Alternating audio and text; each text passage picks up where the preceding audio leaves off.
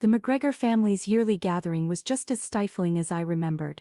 Crystal chandeliers gleamed above in my aunt's grandiose mansion, their light bouncing off designer dresses and expensive timepieces. The air was heavy with a peculiar blend of high-end perfume, and an air of superiority that seemed to follow my relatives wherever they went. I stood off to the side, observing as my cousins vied for attention, each boasting about their latest accomplishments. My modest navy dress, carefully chosen to help me fade into the background, felt like armor against their judgment.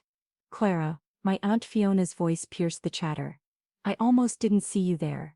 Still working as a secretary, darling." I took a quiet sip of champagne, hiding my smile behind the glass. "Administrative assistant, actually." She raised an eyebrow, perfectly manicured, and gave me a once-over. "Still at that little consulting firm, what's it called again? Greenfield Solutions?" I replied softly, "Yeah." My cousin Jack, freshly minted as a partner at his father's prestigious law firm, couldn't resist. "Come on, Clara, I can get you a real job, something with actual potential." I thought of the pile of contracts waiting for my signature back at my real office, not the carefully constructed image I showed the world. "I'm happy where I am, thank you." Aunt Fiona's laugh was sharp enough to slice through glass. "Darling, you're wasting your potential. Your cousins are all executives, partners, real business people, and you're still pushing paper for someone else.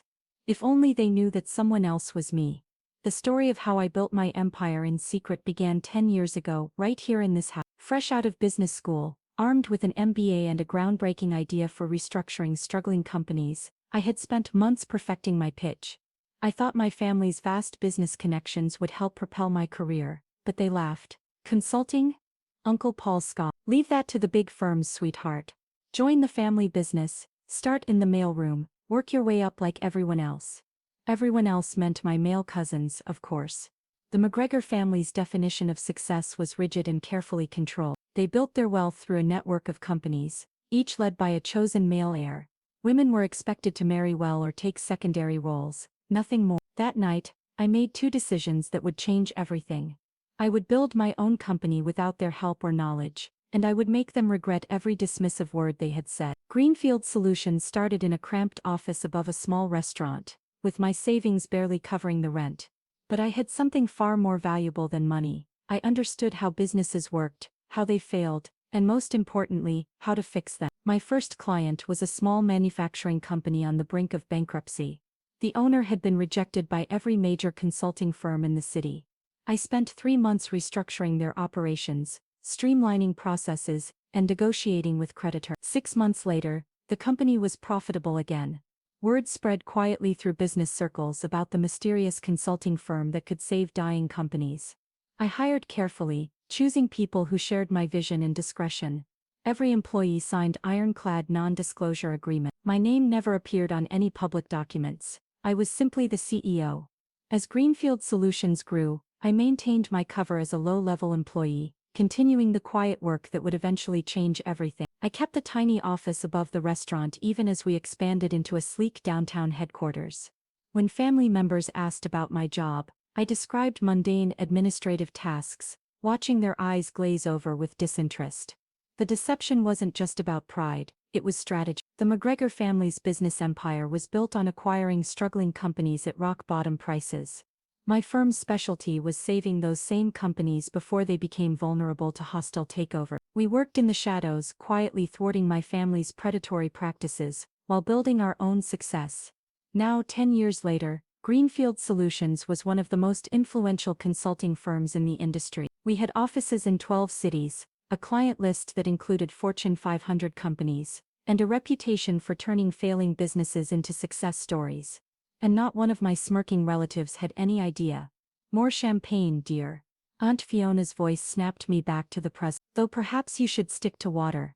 I imagine your salary doesn't leave much room for expensive tastes." I accepted the champagne with a practiced smile.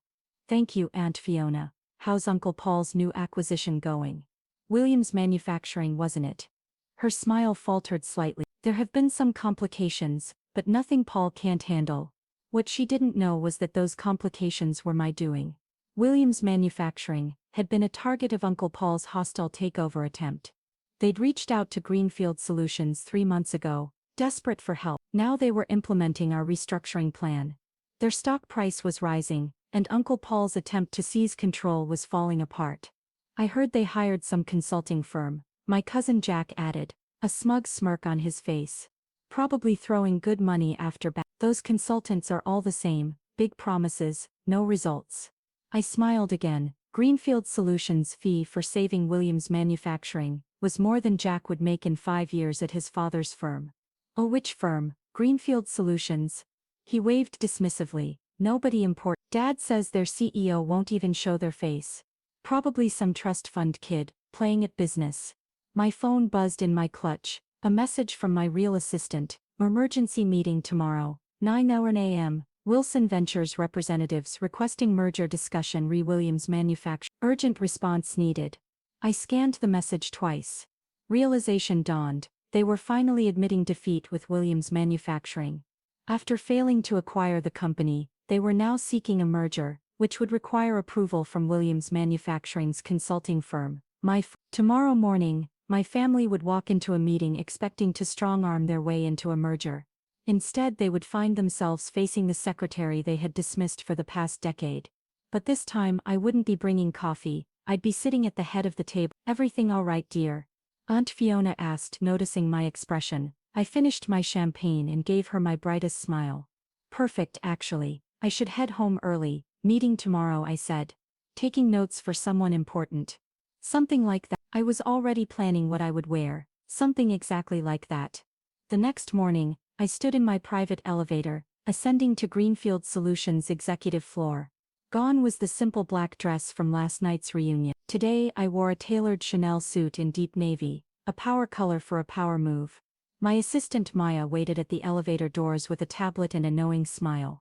The Wilson Ventures team arrived early, she reported as we walked. Your uncle seems particularly anxious to meet Greenfield's CEO. I'm sure he is, I replied, checking my reflection in a glass wall. Perfect. Are they in the main conference room? Yes. Maya replied, her eyes sparkling with anticipation. Along with Mr. Harrison from Williams Manufacturing. She paused. Your cousin Jack is there too. Apparently he insisted on handling the legal aspects personally. I smiled, remembering Jack's condescending offer of a real job just the day before. Who else from the family? Your Aunt Fiona came as moral support, though she's not officially part of the meeting, and your cousin James is representing Wilson Ventures' finance department. A perfect audience. I checked my watch, 8:57 a.m. Have they been served coffee? Maya grinned. I told them the administrative assistant would be in shortly. I almost laughed. For 10 years I'd played the role of invisible support staff whenever family members visited the office. They never looked closely at the quiet woman who brought their coffee or took their coat. It had been the perfect cover. Give me 2 minutes, I said. Then bring in the contracts.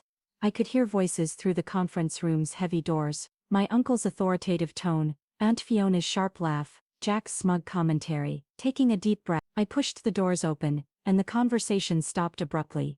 My uncle sat at one end of the long table, apparently having assumed the power position. Jack and James flanked him, both in expensive suits that screamed family money. Aunt Fiona perched nearby, examining her manicure with practiced disinterest. Mr. Harrison from Williams Manufacturing sat alone on the other side, looking uncomfortable. Finally Aunt Fiona sighed. We've been waiting for coffee for...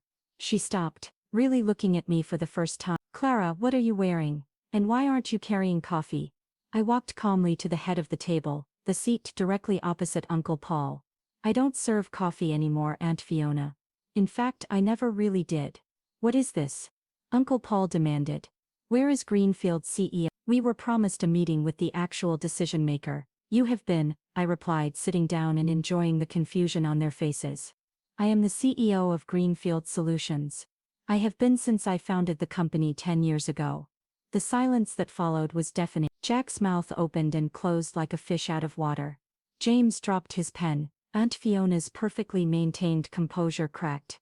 Uncle Paul recovered first, his face reddening. This is absurd, you're a secretary. No, I said calmly. That was a cover, a very effective one apparently, since none of you ever looked past it. You were so convinced I couldn't be successful that you never noticed I already was. Maya chose that moment to enter with a stack of contracts. She distributed them efficiently, then took her place standing behind my chair. These documents. I continued outlining the terms under which Greenfield Solutions will consider approving the merger between Wilson Ventures and Williams Manufacturing. Consider approving? Jack sputtered. You can't be serious. This is a joke, right? Some kind of elaborate prank. I pulled out my phone and projected Greenfield's latest financial statements onto the wall screen.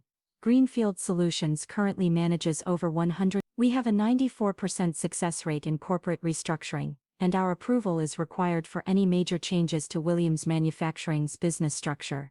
I smiled at my stunned relatives. Does that look like a joke to you? This is impossible. Aunt Fiona whispered. You've always been nothing.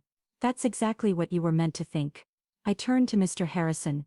Would you like to explain to my family why you chose Greenfield Solutions over Wilson Ventures' original offer? Mr. Harrison straightened in his chair. Greenfield's reputation is unparalleled. When Wilson Ventures attempted their hostile takeover, Greenfield's restructuring plan saved our company. We've increased profits by 47% since implementing their strategies. James looked like he might faint. The plan that destroyed our acquisition attempt, that was you. Among others, I began listing cases on my fingers.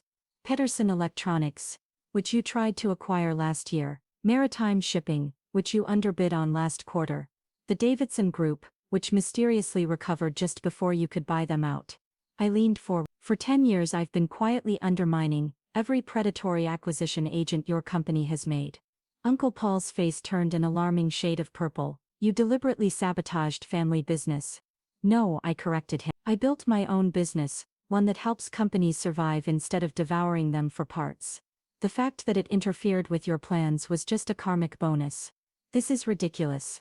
Jack declared, standing up. I'm calling our lawyer. Sit down, Jack. My voice carried an authority that made him freeze. You really should read those contracts in front of you, the ones your firm spent months trying to secure for this meeting. I watched realization dawn on his face. That's right, your law firm's biggest client this year. That was me too. Maya stepped forward with another document. This is a summary of Greenfield's current market position and liquid assets. You'll note that we're now in a position to acquire controlling interest in Wilson Ventures if we choose. The room erupted in chaos. Aunt Fiona was practically hyperventilating. James was frantically checking the numbers on his phone. Jack collapsed back into his chair, looking shell-shocked. This is blackmail. Uncle Paul growled. No, I said quietly. This is business. The kind you taught me I'd never be capable of handling. I stood up, smoothing my jacket. You have until 5 p.m. today to review the merger terms. They're very generous considering our position. If you decline, Greenfield Solutions will begin purchasing Wilson Ventures stock on the open market tomorrow morning. I headed for the door, then paused. Oh, and Aunt Fiona, that champagne you so graciously offered me last night? I own the vineyard that produces it. Bought it last year. The coffee you were so desperate for this morning? That chain, too. I smiled sweetly. Turns out my salary does leave room for expensive tastes. After all. The door closed behind me, leaving their stunned faces frozen in time. In my private office, I finally allowed myself a moment to process what had just happened. 10 years of careful deception, of playing the invisible underachiever, had led to this moment. Maya appeared with a real cup of coffee, my favorite blend from my own coffee chain. Was it worth the wait? She asked. I thought about all the times I had served coffee in this very office, watching my family dismiss me, underestimate me, write me off as nothing more than a secretary. Every single second of those moments felt like a victory. My phone buzzed. Messages were already pouring in from family members who must have heard about the meeting. I silenced it without looking. They'd have plenty of time to process their new reality. Right now I had an empire to run, and for the first time in 10 years I could finally do it without hiding who I really was. The next 48 hours were exactly what you'd expect when a family built on power and appearances suddenly discovers they're not at the top of the food chain anymore. The messages started pouring in almost immediately after the meeting. Aunt Fiona, darling, let's discuss this over lunch. You always were my favorite niece. Ethan, come on, Liv. We were just joking around. Families should stick together. James, you can't do this to us. I ignored them all, focusing instead on the rapid-fire emails from Wilson Ventures board members. They weren't stupid, they could see which way the wind was blowing. By noon they had scheduled an emergency board meeting. By 3, they had voted to accept Greenfield's merger term. Uncle Paul predictably didn't go quietly. His voice echoed through my office as he barged in unannounced. Maya moved to intervene, but I waved her off. Let him have his moment. Actually, I said, not looking up from my computer. I'd say I learned from this family. Isn't this exactly what you taught us? Seize power, eliminate competition, never show weakness. We gave you everything, he spat. I couldn't help but laugh. You gave me nothing less than nothing. You taught me that I would never be good enough, that my only value was in supporting the men in the family. I paused, meeting his gaze for the first time. So, I built something better. By deceiving everyone for a decade, I finally did what you never expected. I learned the value of playing small to build something extraordinary. His face drained of color. He sank into one of my visitor chairs, looking older than I had ever seen him. Why reveal yourself now? You could have continued operating in secret. Because it was time, I closed my laptop. Williams Manufacturing isn't the only company you're trying to acquire. There's Thompson Electronics, Maritime Solutions. At least 3 others. Companies with good people, solid products, that just need help restructuring. I'm tired of watching you destroy them. It's business, he protested weakly. No, I corrected. It's greed, and it stops now. I handed him a folder. These are the final merger terms. Greenfield Solutions will acquire a controlling interest in Wilson Venture. We'll restructure the company to focus on building businesses up, not tearing them down. You can stay on as a consultant, if you accept the new direction. If not, your golden parachute is outlined on page 3. His hands trembled as he opened the folder. You thought of everything. I learned from the best, I said, smiling without warmth. Though not in the way he intended. After he left, Maya brought in a stack of newspapers. Greenfield's revelation was already making headlines. Secret CEO revealed. How one woman built a billion-dollar empire in secret. Wilson family shocked. The hidden success story they never saw coming. My phone buzzed again, this time with a message that actually mattered. My mother, who had divorced Uncle Paul's brother years ago, and distanced herself from the Wilson family's toxicity, had sent a single line. I always knew you would show them. The next few weeks were a whirlwind of changes. Wilson Ventures board enthusiastically embraced Greenfield's new direction. Their stock price jumped 40% on the announcement of the merger. Companies that had feared the Wilson name now sought partnerships. The press couldn't get enough of the story. Aunt Fiona tried to spin it as a heartwarming family success story. We always knew Clara had potential, she told one reporter. This just proves that the McGregor spirit of entrepreneurship runs in the blood. I responded by releasing archived video of last year's family reunion, where she had spent 20 minutes explaining to everyone why I would never amount to anything. The footage went viral. She stopped giving interviews after that. Ethan attempted damage control in his own way. I had been in on it all along, he claimed over an awkward lunch. The McGregor-Greenfield alliance would be unstoppable. That's not what Greenfield is about. I told him. We don't dominate. We elevate. The real changes came in quieter moments. The young intern who tearfully thanked me for showing her that success didn't require compromising her principles. The female executives who started reaching out, sharing their own stories of being underestimated. The business schools that invited me to speak about building ethical success in a corrupt world. 3 months after the revelation, I stood on a stage, accepting the Business Innovation Award. Looking out at the audience, I saw my mother sitting in the front row, beaming with pride. Behind her sat several of my former administrative assistants, all women who had helped maintain my cover while building their own careers within Greenfield. Success isn't about who has the most power, I told the crowd. It's about how you use the power you have. For 10 years I played a role that made powerful people underestimate me. I could have revealed myself sooner, but I chose to wait until Greenfield Solutions was strong enough to create real change. The applause was thunderous, but the real satisfaction came later that evening. I was working late in my office when Maya brought in an interesting piece of news. Uncle Paul had just announced his retirement. His resignation letter included an unexpected paragraph.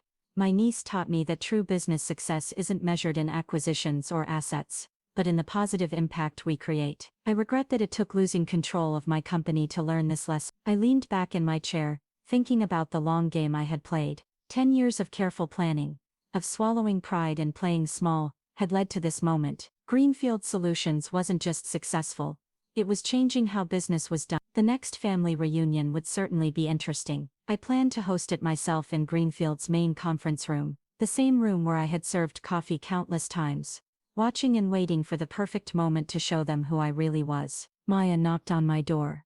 Your four is here, CEO of Thompson Electronics, the company your uncle was trying to acquire. I smiled. Show them, and Maya, bring coffee for everyone, the good stuff from our chain.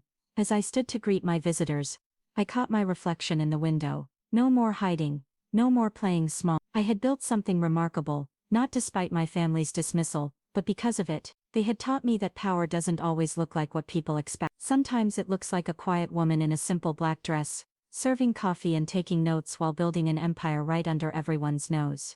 The footage went viral, and Aunt Fiona stopped giving interviews after that. Ethan attempted damage control in his own way, claiming he had been in on it all along. Unfortunately for him, too many people had witnessed his shocked face in that conference room. His law firm's other clients began questioning his judgment. Within a month he was quietly asked to take a leave of absence.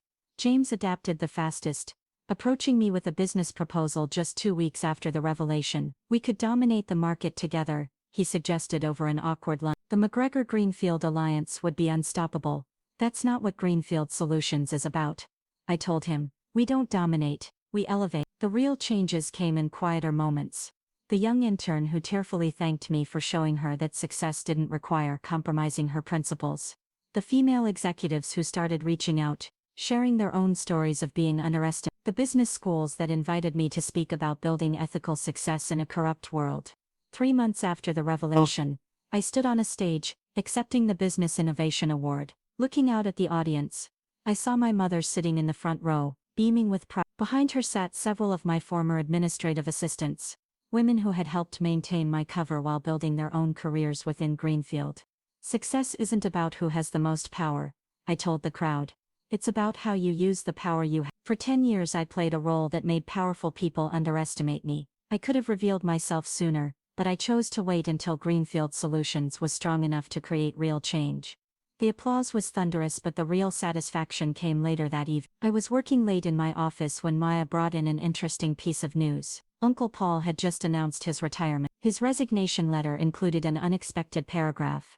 My niece taught me that true business success isn't measured in acquisitions or assets, but in the positive impact we create. I regret that it took losing control of my company to learn this lesson. I leaned back in my chair, thinking about the long game I had played. 10 years of careful planning, swallowing my pride, and playing small had led to this moment. Greenfield Solutions wasn't just successful, it was changing how business was done. The next family reunion would certainly be interesting. I planned to host it myself in Greenfield's main conference room, the same room where I had served coffee countless times, watching and waiting for the perfect moment to show them who I really was.